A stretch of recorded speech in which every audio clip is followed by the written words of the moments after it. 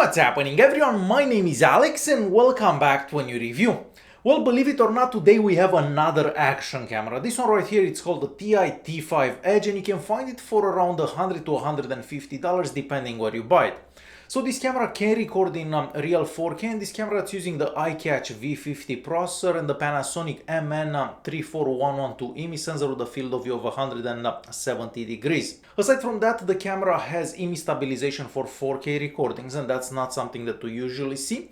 And the camera comes with a remote control that supports voice commands. Now, it doesn't support that many voice commands and depending where you are and how much noise there is around you, the remote control may not hear what you are saying, but you can always press the buttons on the remote control to start recordings and so on. But here are a couple of examples so you can see what you could do with the remote control. Action start video.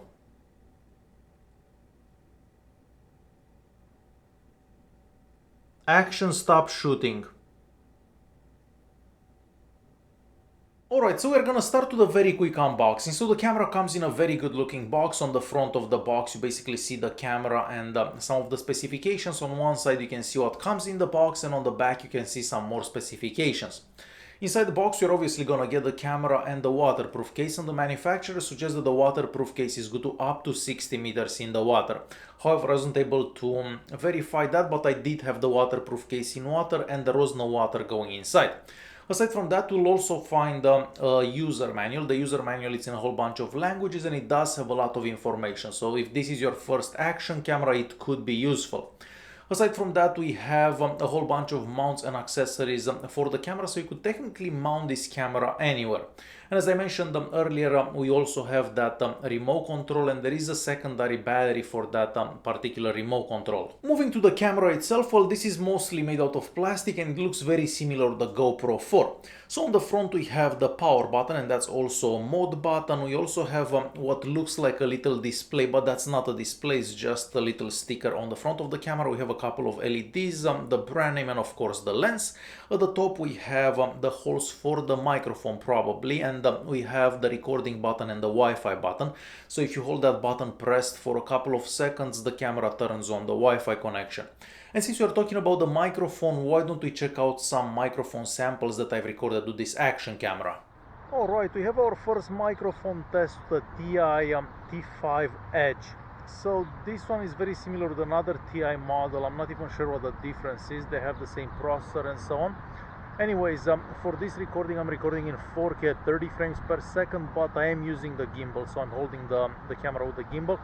So it is possible that you may hear some noise from the gimbal. I'm not 100% sure because I have to put the files on the computer to check them out. But under these conditions, this is how the microphone would sound. I mean, it is a bit windy around here, but not that much. So that's our first microphone test. Alright, I have a quick microphone test to the ThiEYE T5 Edge action camera. So I'm currently recording in 4K at 30 frames per second. The image stabilization is also on and well, the sun is right ahead, so you may not be able to see that well. I can't exactly see what's happening on the screen because it's just too sunny out. So this is how the microphone sounds if you're recording behind the camera and you're holding the camera in your hand. And as you've heard for yourself, the sound recordings are far from exceptional and the camera doesn't record stereo sound and it cannot take an external microphone either. So we win some, we lose some.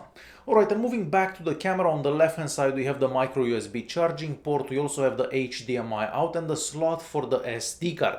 So this camera can take SD cards up to 128 gigs. However, I've only tried 264 gigs SD cards and they did both work very well. And I'm actually gonna leave some links in the video's description just in case you don't know what SD cards to get for your action camera. This camera can record while it's charging and that's great for a couple of reasons. First things first, you can attach a power bank to it, and if you're doing a time lapse, well, as we all know, time lapse takes quite a long time to do and you're not going to be running out of power that way. The camera can also do time lapses at the press of a button, and these are a couple of examples of some time lapses that I've done a few days ago. Next, you can use the camera as a dash cam in your car because we have a car mode available. So every time you start the car, the camera can start recording, and whenever you turn off the car, the camera will stop recording. And moving to the other side of the camera, there we have a couple of buttons that are used to navigate the menus. At the bottom we have a 1/4 inch screw hole, so you could place this this camera on a tripod or anything like that, and we also have a little plastic door that covers the 1100 mAh battery. Now on one charge you can record for about 40 minutes if you are recording in 4K, or about an hour if you are recording in 1080p, so definitely not the best battery life out there, and I do recommend that you get another battery because if you only have one, yeah, that doesn't last that long. And lastly, moving to the back of the camera, there we have a 2-inch IPS screen that looks decent, the colors look alright, the viewing angles are good as well, but the screen doesn't get super bright and the brightness cannot be adjusted, so if you're outside of the camera and it's super bright out, it could be a bit difficult to see the screen. As I mentioned at the beginning of this video, this camera supports image stabilization for 4K recordings or any other resolution that you can choose. And next I want to show you a quick clip with the image stabilization on and with the image stabilization off, and both recordings were recorded in 4K at 30 frames per second, so let's check those out.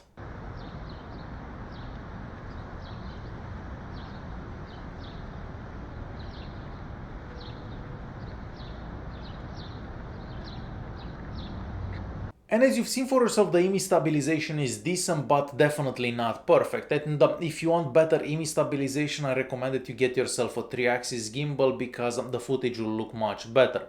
I've also used the gimbal throughout this video, and you're gonna see some recordings that were done with a gimbal and some recordings that were done without a gimbal, but definitely if you use a gimbal, the footage will look much better. Alright, and next we're gonna check out some more recordings that I've done during the day with this action camera. Some of them were done with the gimbal, some of them were done without the gimbal, but you're gonna be able to see that at the bottom of the video. So let's check those out.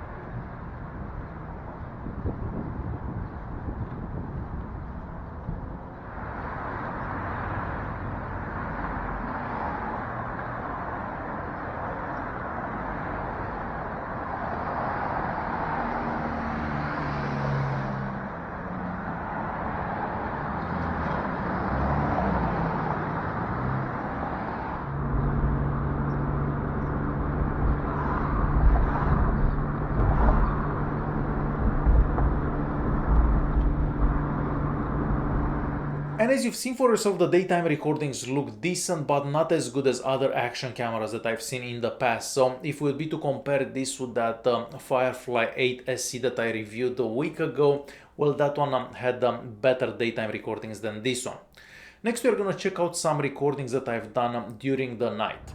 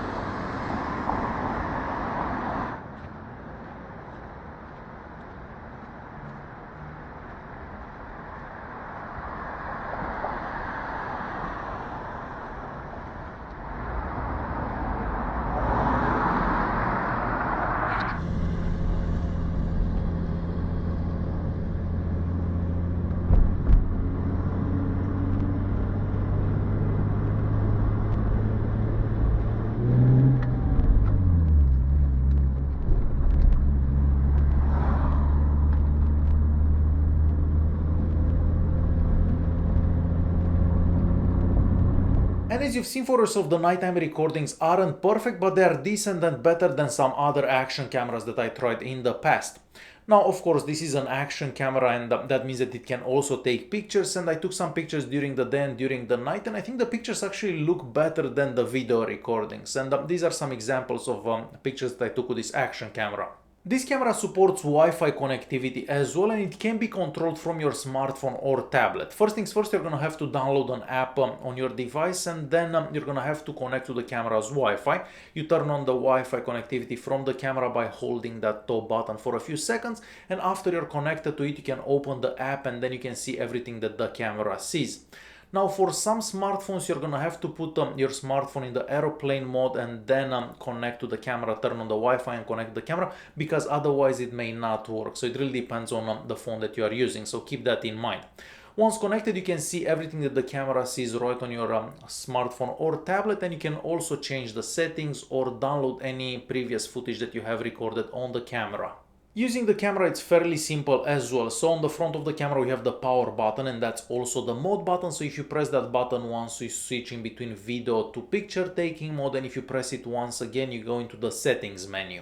In there we have the video settings, we have the photo settings, and of course the settings for the camera. So for video settings, you can change the resolution. As I said at the beginning, this camera supports 4K recordings. You can turn on or off the image stabilization, you can turn on or off the loop recording, you can select a video lapse and so on. So definitely a lot of options, and you can even turn off the sound recordings if you don't want to record sound with your camera. Moving on to the camera settings menu, there we can change the sound, so you can turn on or off the sounds whenever the camera comes on and off. You can have the distortion correction, so if you don't want to see that fisheye effect, you can turn that on, but it doesn't make that big of a difference. Aside from that, you can have the timestamp on or off. You can change the languages, and the camera supports a bunch of languages as well. You can have a screensaver time, so basically the screen will turn off after a certain time, and much more. So there you have it. This is the ThiEYE T5 Edge. So the quality of the video recordings is average, and I've seen other action cameras in the past that do much better than this one. For example, the Firefly 8 SE does much better for daytime recordings, but that camera doesn't support image stabilization for 4K recordings, where this one does. So it really depends what's important to you. So I can't really say that this is a bad camera, because it's not, but I've seen better recordings in the past from other action cameras, so that's all I'm saying. Alright guys, hopefully you enjoyed this video. If you did like it, press that like button, don't forget to subscribe, and I'll see you in the next one. Thanks for watching.